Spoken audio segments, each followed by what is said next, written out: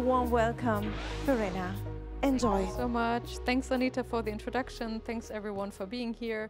I want to invite you to ask questions and, yeah, basically join me on this little journey about the future, where I want to dive a little bit deeper into what we are doing on a daily basis, thinking about the future and mostly thinking about how we can create AI that is maximally helpful for humans.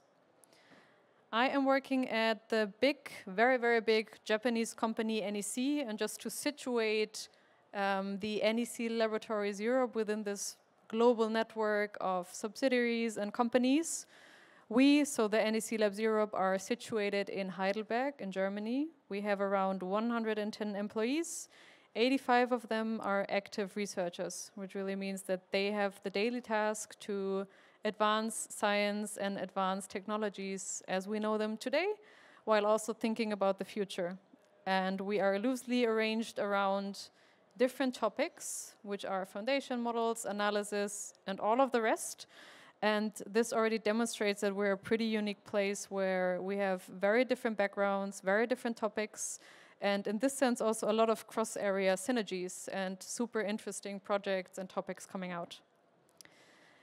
But now, as I mentioned, I want to take you on this journey into the future, and I would like you to imagine what this could actually look like. So we at NEC have this vision of what would it be like if you would have your team of experts, your personal AI assistants that know you really well and that can support you in your daily life as well as in your professional experience.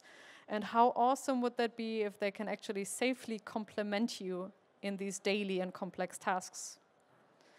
And unfortunately, and maybe also encouragingly, there is still a stark contrast to what the situation looks like at this point in time. Because instead of having all those really elaborate assistants to you, we rather have something that resembles maybe somewhat semi-helpful interns. So the picture is still blurry. We don't really know how to develop safe and truly collaborative AI. And we have some island solutions. So some are working on computer vision, some are working on the compute hardware. And recently there's been a lot of development on integrating external knowledge bases into what we have, but we're certainly not there. And some of the problems that we see, especially around generative AI, and if you're not too familiar with that, especially around the large language models like ChatGPT or other providers like Anthropic who are developing solutions like Claude, or even the company X by Elon Musk.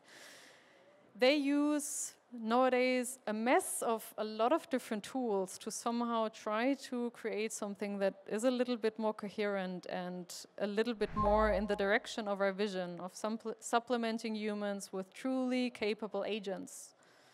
This is the first part. So the current, let's say, ecosystem is very divided. We have a lot of island solutions and not too comprehensive ones at the moment. Something that is really visceral at the moment is furthermore the lack of verifiability. And I think we all also experienced that within the US elections, where we had a lot of fake news, fake information. And the crucial gist here is that large language models are wrong most of the time. They can hallucinate, produce wrong content, and nowadays there's still not necessarily a way to prevent that, unfortunately. Thirdly, we have a lack of customization. So when I painted this picture of imagine your personal assistants that know you really well, this is, again, still in the future. This is nothing that we already have, because customization to your individual self and to your needs isn't yet there. And also we have a lack of depth. So LLMs are really too shallow at the moment, and they're not capable for really in-depth and structured reasoning. So again, I'm asking, how can we actually get there? So from this messy picture that I painted of the present to this vision that we have of the future, where things are, again, a little bit more collaborative, supportive, and most of all, safe. We at NEC actually argue that we can only reach that by sticking to our core values. And in this case, our core values really are human-centric AI. So instead of just focusing on advancing the current state of the art and bringing even more solutions out there that make more money, we always put humans at the center, and we're always asking, if we develop this technology and if we put it out in the world, what effect does it actually have for the good and for the worse? Secondly, we rely heavily on safe and reliable AI. I will dive into that in just a bit. And thirdly, we see ourselves as AI orchestrators. So again, instead of working on all these different topics without connecting the dots, we see ourselves as we're right in the middle and helping to create this big and coherent ecosystem. Let's again address the different topics, and then I will also bring you 2 very specific examples of technologies that we're working on. So again, as I said, instead of this mess, we see ourselves as those orchestrators, providing solutions that tie all the different tools together. On the front of verifiability, we have exciting explainability and, well, verification techniques that are already in use. I will give you this example in just a minute. On the front of customization, we have AI agents that are already capable of being very specifically personalizable to the individual that is using them. And on the area of depth, we work a lot on causal AI. I'm just dropping that as a name because it for itself is a really, really, really big research topic and just as much top frontier science as you could imagine. So I'm not going to dive into this one, but into those 2, actually. Yeah, if you want to have more information on them, please visit us at the booth L4 in the remaining time that we have. And of course, always feel free to reach out and have a chat on these technologies. The first example is for the LLM verification. I basically introduced this example on the left side here with the US elections. We have so much content on the internet being generated, automatically summarized and consumed by humans. And sometimes it's really hard to distinguish what is fake, what is real, what information can we actually trust. And that's getting increasingly harder the more AI is used out there. At NEC, we, for that reason, developed the LLM explainer solution. You can just imagine that this is a piece of software that can literally wrap any type of large language model, any type of generative AI, and verify the output generated by this AI. And while this might not seem as something super striking to you at the moment, I do want to mention that we already developed this 3 years ago. So NEC was really at the forefront of thinking about safety and collaborative AI before that actually was a thing in the mainstream. And I brought you an example from, well, the healthcare domain. As you can imagine, if a healthcare professional reads patient data wrongly and gets wrong information that might be summarized by some AI agent, and thus makes wrong conclusions about diseases, about preventative measures, whatever, that can be really, really dangerous, and we certainly do not want that to happen. So this is an example of a really high-risk use case, and it can't be tackled with the current state of AI at all at the moment, because it's too risky. However, with our solution, so with the LLM explainer that can actually explain the output of an LLM, we unlocked this use case, so to speak. And we're really happy to have the first good examples within the Japanese healthcare system. So what the LLM explainer does is literally it takes the summary generated by some AI agent, some LLM, and then gives you the backlink to where does this particular generated information actually come from. So providing the link to the source documents and thus very easily giving an indication for the correctness and for potential hallucinations, so basically wrong and fake information. The second example that I brought to you again is in this area of AI orchestration. And with this, to give you a bit more context, because it's fairly complex and again very close to the current frontier of science, I want to start with a brief explanation on how large language models currently work. So imagine you have some model here, which could be OpenAI's ChatGPT, or again, Claude from Anthropic, something like this. And typically, a user might ask a question, and this LLM generates some answer, like, I want to go on vacation, can you give me some recommendations? And the LLM is happy to provide you these. basically. That for itself didn't necessarily work very good because large language models are still, are still imperfect and are still limited in what they can do.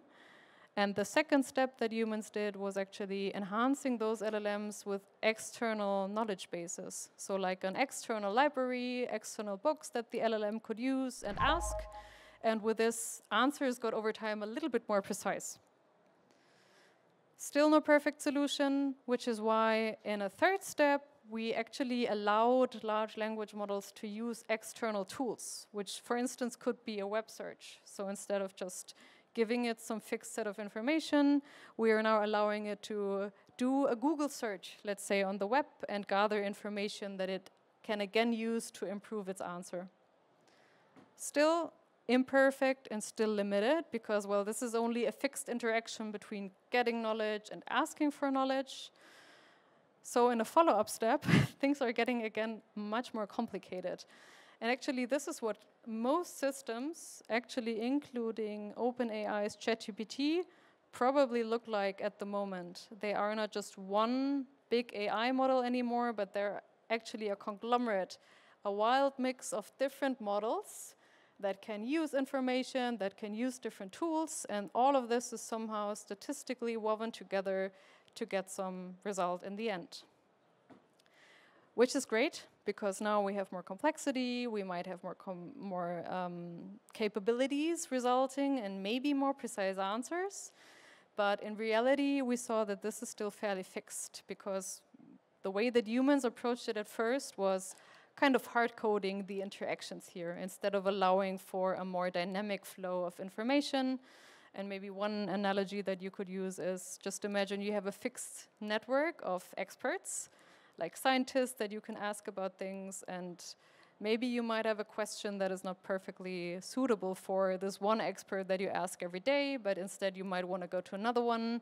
So we can see having a fixed set of references isn't always the best. We need more dynamic environments. This is something that, again, NEC worked on quite early on. So now, instead of having this fixed set of interactions, we actually have a tool set of here is data sources that you can use, here's a bunch of tools that you can use. And then already 2 years ago, we started adding a reasoning and decision model that could basically decide based on whatever the task, whatever the query is. Feel free to use the tools and the knowledge that you think is appropriate in the current context. Now that looked pretty simple. It is only a very crude approximation.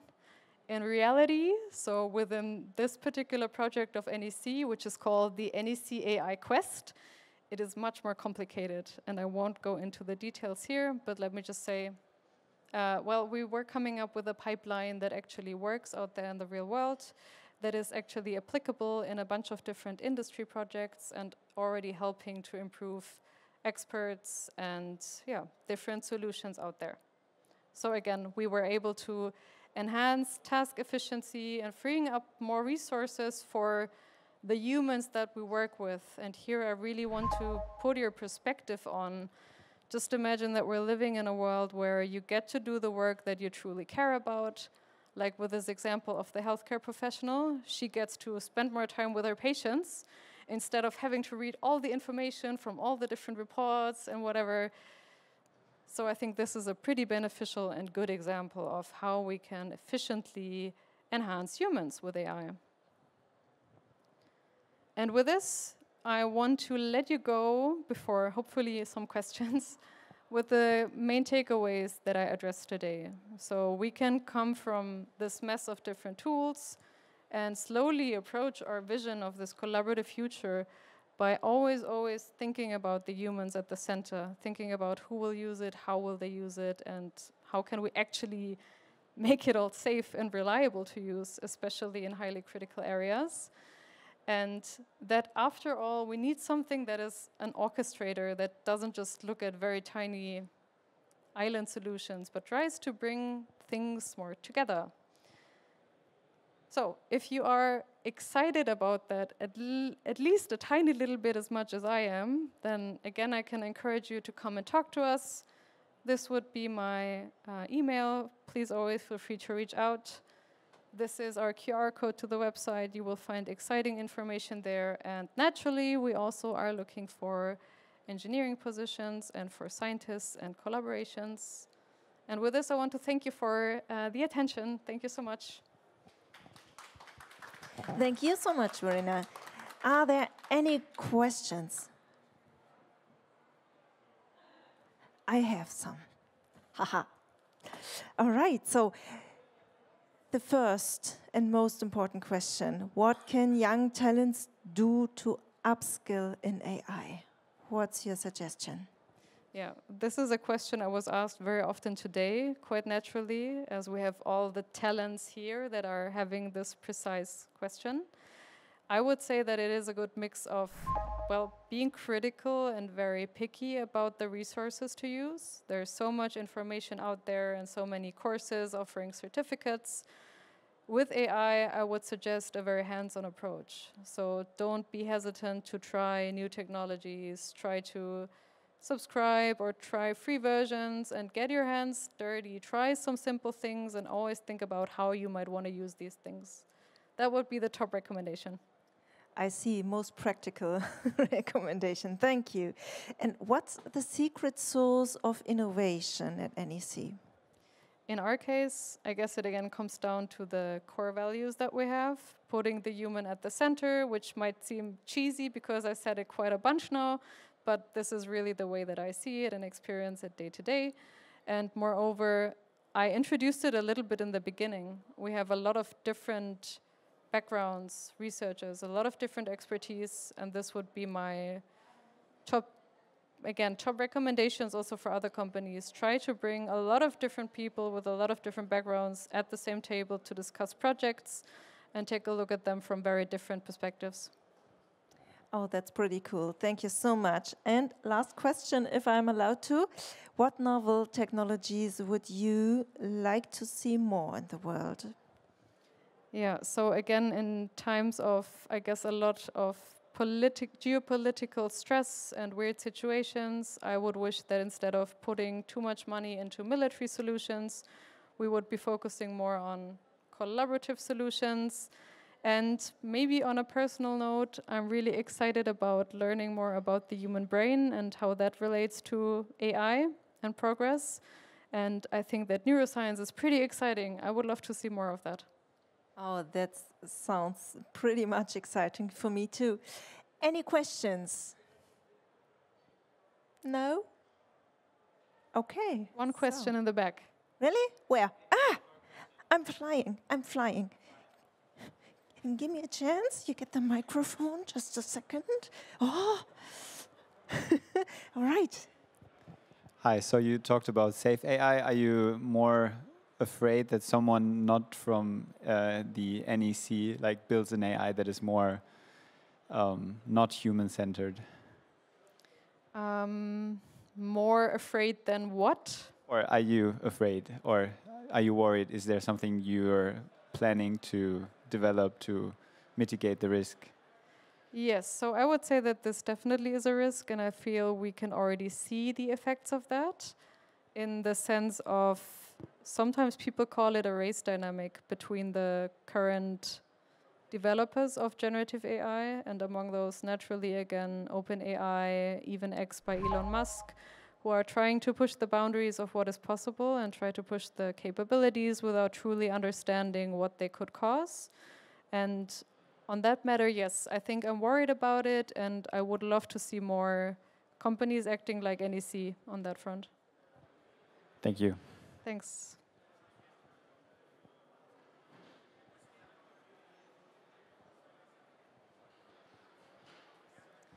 All right, any more questions? I'm just behind you. Any questions? And if you're generally interested in the topic but don't have questions immediately, again, feel free to reach out. I'm always happy to have a chat and explain more if that is helpful to you. Thanks for the attention.